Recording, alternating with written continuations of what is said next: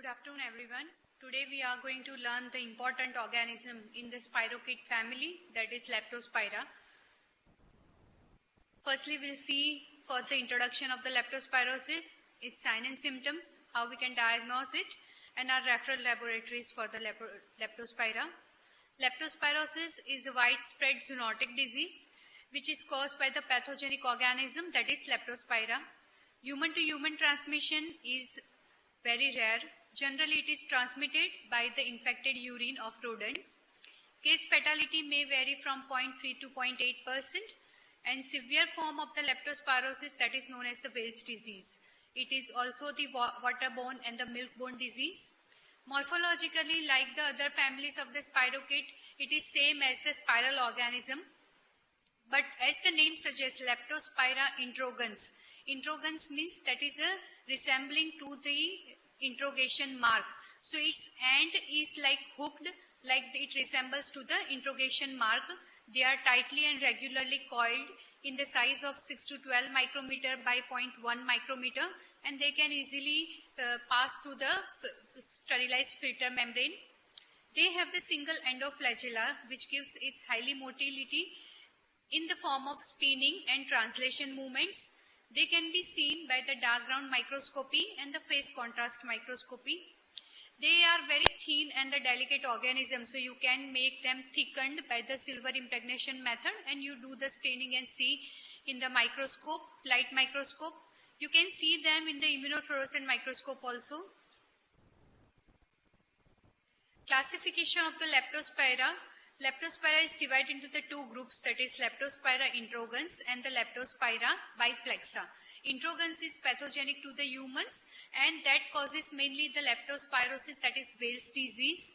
In the Leptospira introgans, we have 26 serogroups, and in them they have the more than 300 serovars. Another strain is the saprophytic, that is Leptospira biflexa. Important serogroups of the Leptospira introgans are Australis, Autumnalis, Canicola, then Gryphotyphosa, Hebdomadae, Ictrohemorrhagica, Leptonema. Okay, all these are and Pomona. These are the important serogroups. And in the South Gujarat, the most important one, most prevalent strain is the Australis and Autumnalis. Now, the animals which spread the leptospirosis are the rats, mice, wild rodents, dogs, swine, cattle. These all animals, they excrete the leptospira both in the active infection as well as in the asymptomatic stage. And leptospira survive in them for the several weeks to the several years, and they continues to excrete this organism in their urine, and they remain viable into the water bodies. They are endemic in many countries. They have the seasonal distribution, that is rainfall is the main season. Here three are most commonly involved, that is the rodent, rainfall and rice fields. These are contributes to the leptospirosis. Other risk factors are the poor housing, limited water supply, inadequate method of waste disposal, and the rodent intensity. Now, pathogenic Leptospira, they are basically present in the proximal renal tubules of the animals, and they remain there, and they are continuously or intermittently secreted into the urine. Now, this urine will contaminate the water bodies. Now, the person who are attached with the water sports, fishing, bathing, then swimming and rice fields, and who are working in the slaughterhouse, hunting and the farming, they are more prone for having the infection. Now this Leptospira from the contaminated water bodies, they enters into the human through the nose, mouth, conjunctiva, and rarely through the ingestion. After entering into the body, they produces the septicemia, that is in the form of the fever, and then it disseminated into the multiple organs. The pathogenic mechanism involved are firstly the adhesion. Now adhesion is basically the unclear by the Leptospira, but it basically the receptor mediated endocytosis which plays an important role for the Leptospira adherence into the vascular endothelial cells. Then they also causes the Leptospira itself is having the cellular toxins that causes the toxemia and mainly the renal ischemia. Cytotoxicity is by the active palmitoic acid and the oleic acid which is present in the Leptospira. They act by intercalating into the host cell membrane and they block the normally occurring fatty acids, and that will lead to the cell leakage of the cell contents and the cell death. Another important enzymes which are secreted by the Leptospira are phospholipases, lipases and the hemolysins, which acts on the RBCs and the cell membranes, and that will lead to the cytolysis. In the outer membrane of the Leptospira, they have the lipopolysaccharides and the outer membrane proteins. Now, lipopolysaccharides, they are basically pyrogenic and they are immunogenic and highly antigenic. Basically, the serogroups, we divide the division of the serogroups of the Leptospira basically depends on the lipopolysaccharide, as well as the outer membrane proteins is also plays an important role for the pathogenicity because they mainly acts on the kidney. Now, moving to the mechanism how they causes the injury to the different organs. Now, primarily, leptospirosis, they basically disrupt the integrity of the endothelial cells and basically the vascular endothelial cells. And they basically acts on the small blood vessels and leads to the capillary leakage and the hemorrhages. The glycoprotein toxin which is present in the Leptospira contributes all this action. Ischemia from the damage to the blood vessels mainly occurs into the renal, mainly the kidney, and that will lead to the renal tubular necrosis, which leads to the anatomical damage to the kidney and leads to the renal failure. Leptospirosis able to persist in some anatomically localized and immunologically privileged sites after antibodies development, and phagocytes have cleaved the Leptospira from all other tissues. The most significant site of the persistence is the renal tubules. They remain there even after the infection. Now, animals excrete the Leptospira intermittently or regularly throughout their lifetime. And liver cell necrosis are basically again caused by the small venules disruption that will lead to the jaundice or the Weil's disease. Blood clotting mechanism is also affected and that will lead to the liver failure. Thrombocytopenia is also seen. In the lungs, they are seen in the form of hemorrhagic pneumonitis. If you do the autopsy of the Leptospira, you will see the diffuse patchy and the focal hemorrhages involving the tracheobronchial tree, lung parenchyma, diaphragm and the pleural surfaces. In the most severe infections, lung is grossly hemorrhagic. Mainly the lower lobes are involved, and here pleural effusion is the exudative and hemorrhagic in nature. Leptospira enters into the cerebrospinal fluid and during the stage of the septicemia, but there is little evidence of the inflammatory response in the CSF. They may be seen in the conjunctiva involving the anterior chamber of the eye, and that leads to the acute infection. After the development of the antibodies from the circulation, they can enter into the conjunctiva and leads to the acute hypersensitivity uveitis. Heart is also involved in the form of the interstitial myocarditis, and the swelling and vacuolation of the myofibrils and the focal necrosis in the skeletal muscle is also noted. Clinically, here the two phases are seen, both anicteric and the icteric. In that, they are both are having the biphasic course in the form of septicemic phase and the immune phase. Now, in the septicemic phase, the Leptospira remains present into the circulation and present with the high-grade fever, myalgia, and the conjunctival suffusion. While in the second stage, we have the immune phase in which you have the antibodies. So, the antigen-antibody complex will be formed inside the body and they get deposited into the multiple organs. So, here we have the two stages, septicemic stage and the immune stage. Septicemic stage lasts for the several days, while the immune phase is from the days, weeks to months. Now, in the anicteric stage, in the septicemic phase, we have the fever, myalgia, headache, conjunctival suffusion, abdominal pain and the vomiting, and Leptospira remains present in the blood and the CSF through the first week of the onset of illness. In the second stage, in the immune phase, where there is an antibody development, you will have the meningitis, uveitis, rash and the fever, and leptospira remains can be diagnosed from the urine also. Now in the icteric phase, in the first stage septicemia and the immune phase, we will have the multi-organ involvement in the form of jaundice, hemorrhage and the renal failure. In the first stage, in case of the icteric, the leptospira remains present in the blood and the CSF. Then after the week, you can have the leptospira in the urine also. Now WHO guidelines for the leptospirosis. Here we have the Finn's criteria. Finn has involved the criteria for the diagnosis of the leptospirosis. There are basically the three parameters, that is clinical, then epidemiological and the laboratory data. So part A, B and C. Now presumptive diagnosis can be made out by the part A and B, that is clinical and epidemiological information. It must be equal or more than 26. Part C, laboratory report is usually not available before the 5th day of the illness. So you can diagnose by these two parts. And if it is part A, B, C, then it must be more than or equal 25. Score between 20 to 25 suggests a possible but unconfirmed diagnosis of the leptospirosis.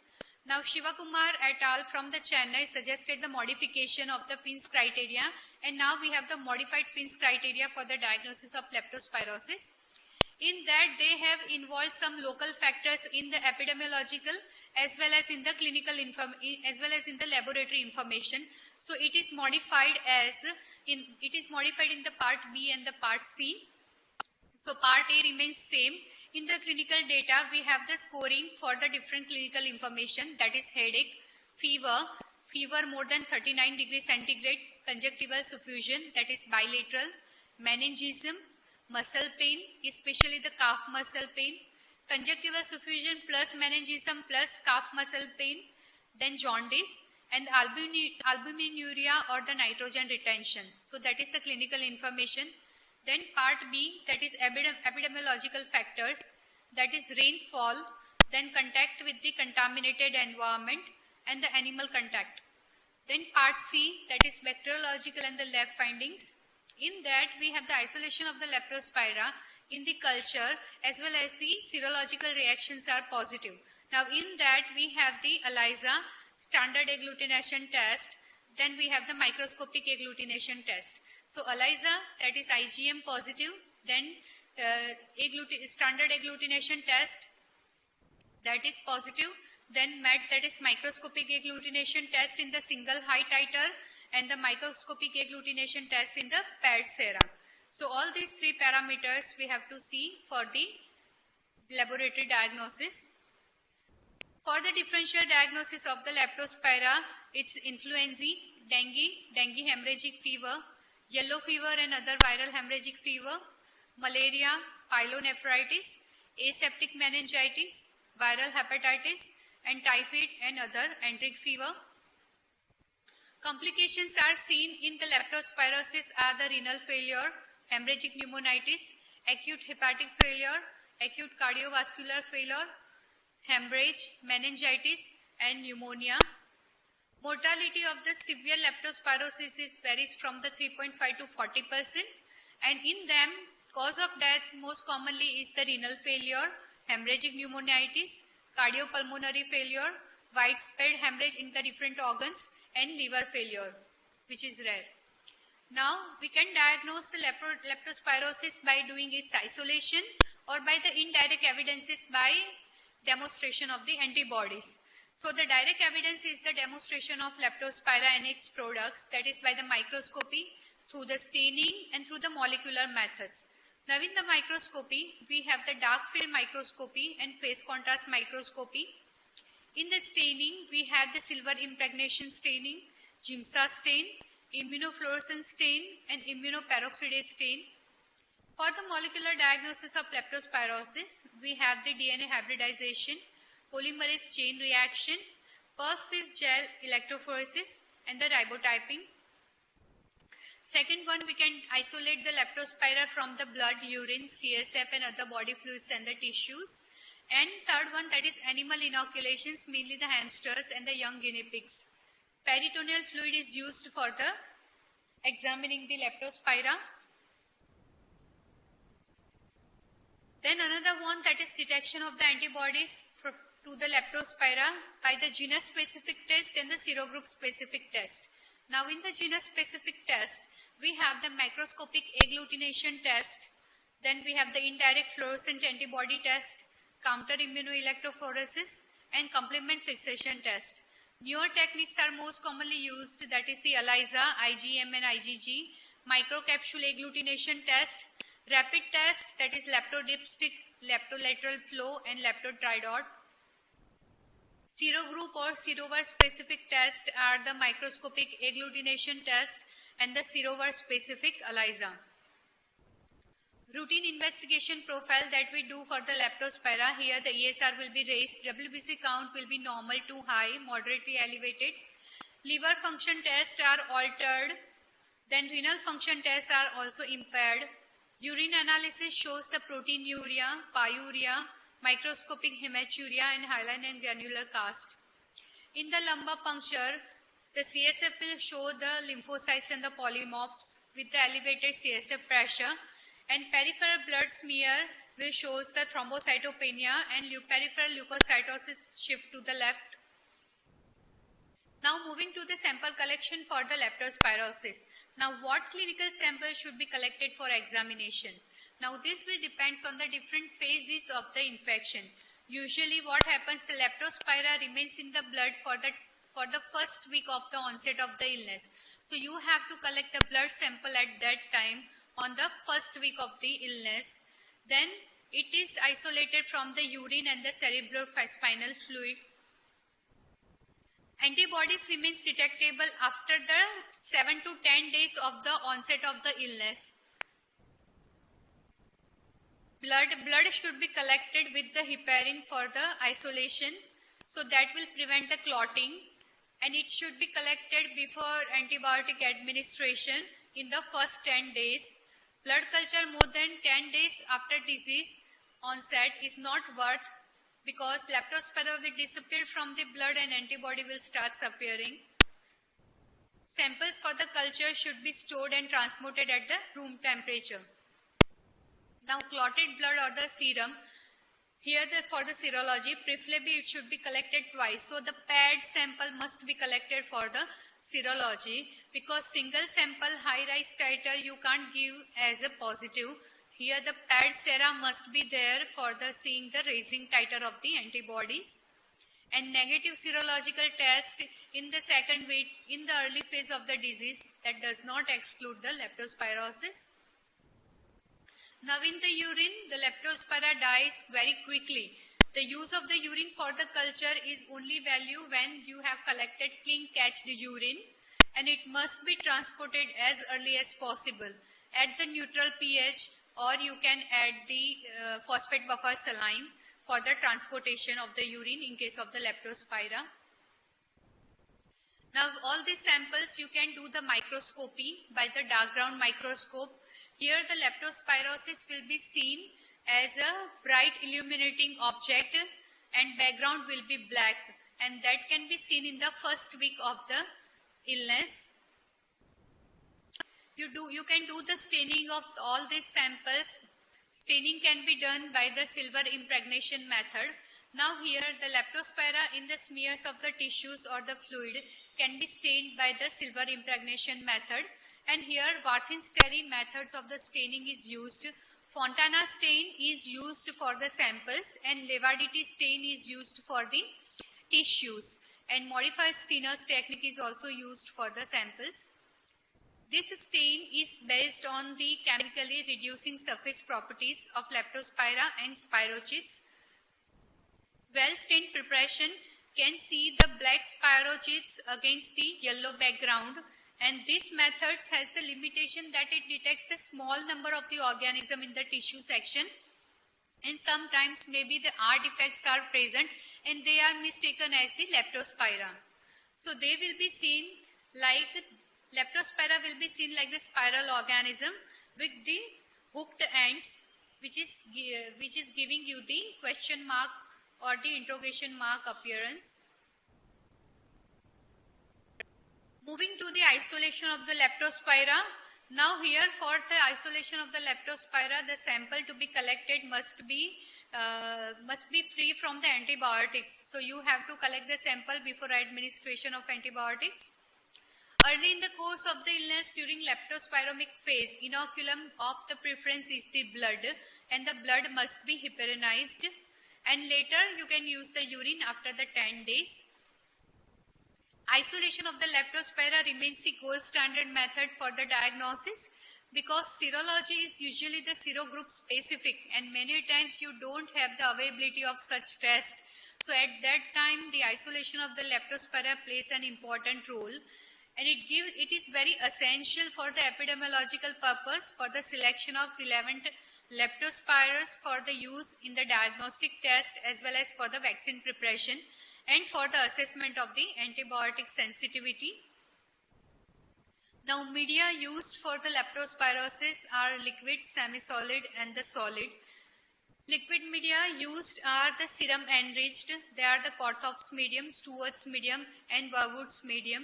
Semi-solid media are the Fletcher's medium, Noguchi's medium, and the solid media are the Koch's medium and the Korthoff's medium. In the lab, we are using the medium with the serum enriched, which is replaced by the albumin and the twin 80, that is EMGH medium, PLM5, Leptospira 5X and protein-free media. You can use the semi-solid EMGH media also. And chemically defined medium, which is liquid medium used, are the Schenberg's medium, then Vogel and Hunter's medium. For the culturing of the Leptospira, most commonly used medium is the EMGH medium, that is Ellingerson, McCulloch, Johnson, Harris medium. It is basically the albumin with the fatty acids supplement added to the basal media containing 0.1% agar. Here you will see the ring formation, that is dense ring of growth will be seen under surface of the medium, that is known as the Dinger's ring. Now culture, once you do the inoculation into the EMGH medium, you incubate them at the ambient room temperature, that is 28 to 30 degrees centigrade for up to 6 weeks. Once you inoculate that, you have to recheck that media weekly for any contamination if there is not, or the Leptospira which is present is there is live or not. That you have to see and you have to do the repeated checking. Examine the weekly for the growth, and it is mainly done in the referral center only. Advantage of doing the isolation of the Leptospira is it is the definite proof. It is a gold standard method. Circulating serovars can be identified, and local isolates can be used as an antigen into the other serological reactions like the microscopic agglutination test, and local isolates can also be used for the vaccine preparation. So these are the advantages of doing the culture isolation. Disadvantage are, it is very, again Leptospira is the very delicate and the fastidious organism, so special media is used for the isolation.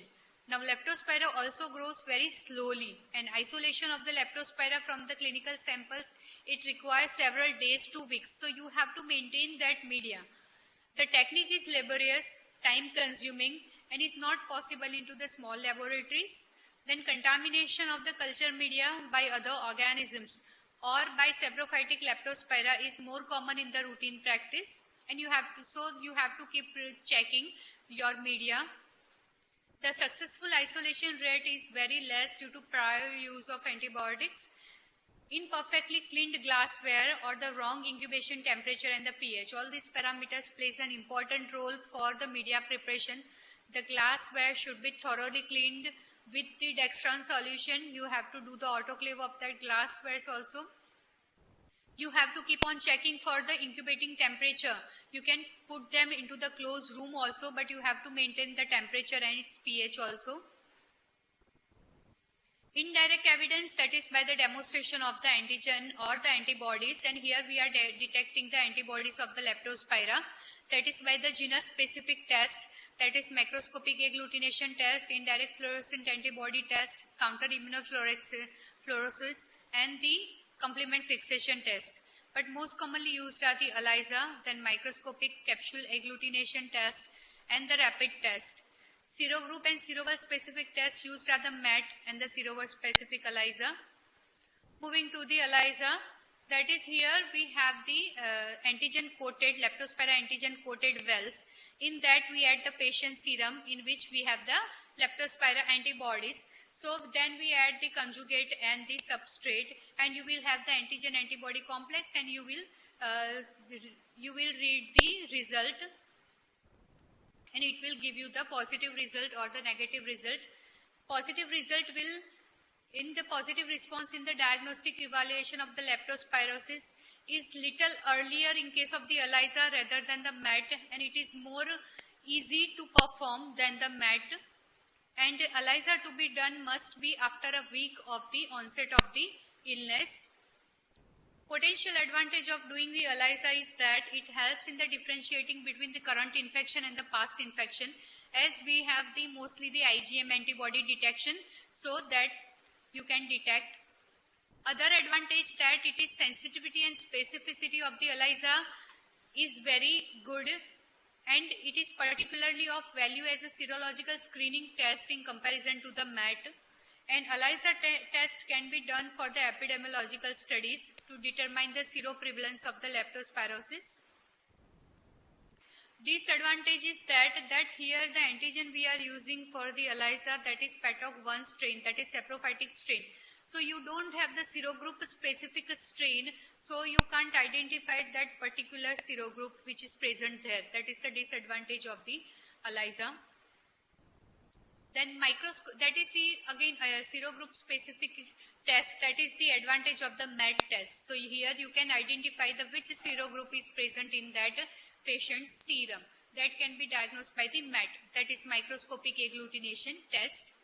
It is the cornerstone of the serological diagnosis and the classification. Now here for the MET we have the ELISA plate, which is not antigen coated, that is the plain ELISA microtiter plate. In that we do the serial dilution of the patient's serum in the first row, and then we add the equal amount of the antigen of particular serogroups. Now here you have to maintain the live antigen in your lab for doing this test. So small laboratories don't perform this test. So here firstly the serial dilution of the patient's serum is done, and then we add the equal amount of the antigen in the all wells. The first well will remain only the pure antigen, okay, and then we start with the serial dilution of the patient's serum. Now then after we incubate this microtiter plate at the 37 degrees centigrade for 2 hours, and then after we see in the microscope, in the dark ground microscope, we take the drop from the each well, and then we see in the dark ground microscope. Now in the dark ground microscope it will look like this. Now here you have to see the living leptospira. Now living leptospira will be agglutinated, as patient serum is going to have the antibodies and we are adding the live antigens. So the antigen antibody reaction will occur. So the live leptospira are agglutinated by the patient's antibodies into the highly refractory spheroids of the various sizes, some of which may be joined to produce elongated masses of the confluent spheroids. Okay, they can be seen like this. Here you can see these are the spheroids and these are the free live antigen. These are the free live antigen and these are the spheroids. Now you have to give the titer. So here in the dark ground, these are the pictures of the dark ground microscopy. Now first picture is the negative control. Negative control means here it is having only the live antigen. You can see the clear cut the leptospira, the spiral organism. So here no antibody is there. No antibody we have added in the first well. Then we have added the serial dilution of the patient serum in the subsequent well with the equal volume of the antigen. Now here you can see the masses are developed and free antigen are very low in the further dilutions. Now we give the titer in the MET. So you have to see firstly the negative control. See the how many leptospira is there in the negative control. Now you have to see the field in which you have the 50% of the free living leptospira. So here you can see that this is having, in between this it is having the free leptospira 50%. So you give the titer accordingly. So this is the microscopic agglutination test.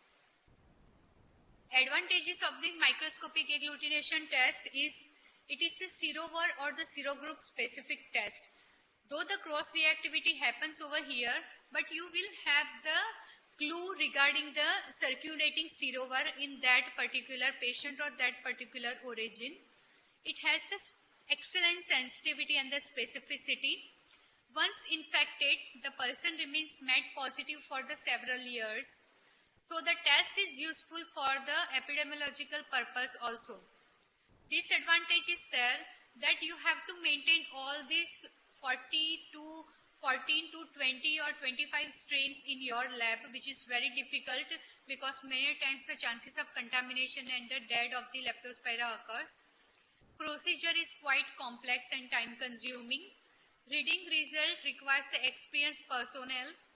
It is not possible to distinguish between the IgM antibodies or the IgG antibodies by the MET.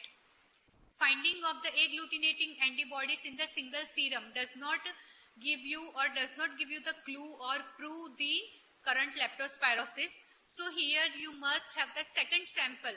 After 10 days, you have to ask for the second serum sample, that is known as the PET sera, and you have to see for the rising titer of the antibodies into the MET to give it as a positive with the confirmed case of the leptospirosis.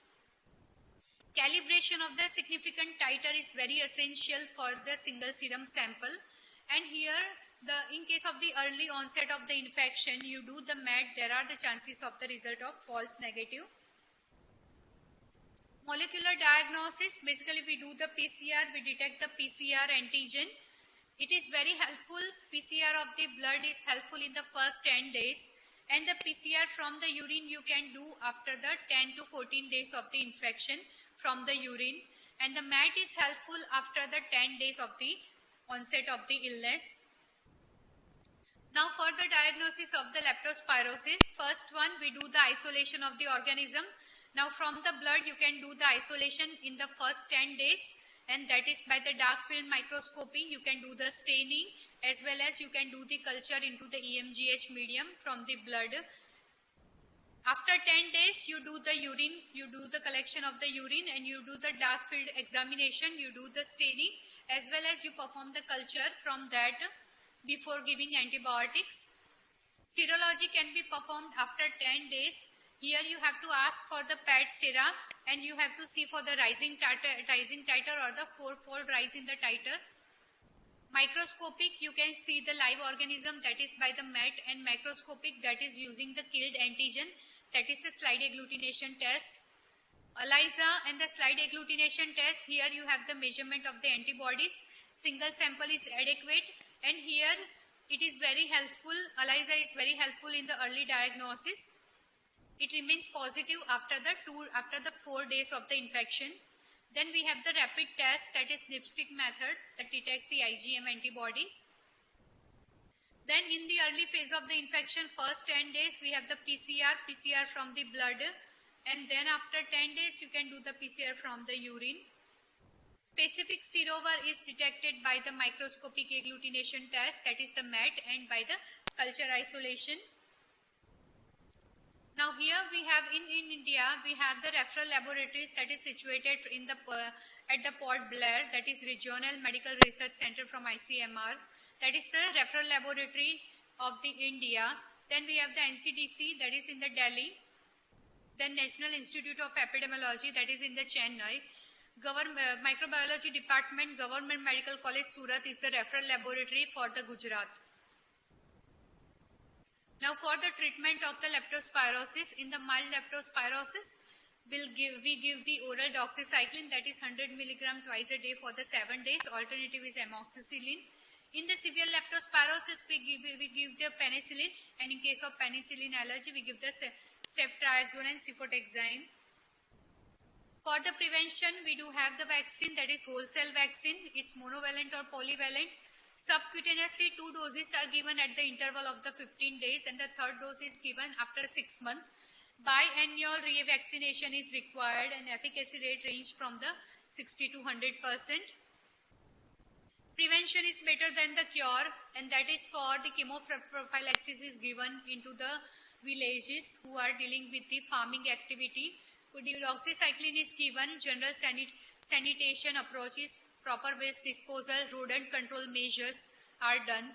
Avoidance of the swimming in the contaminated places and health education is important. Thank you.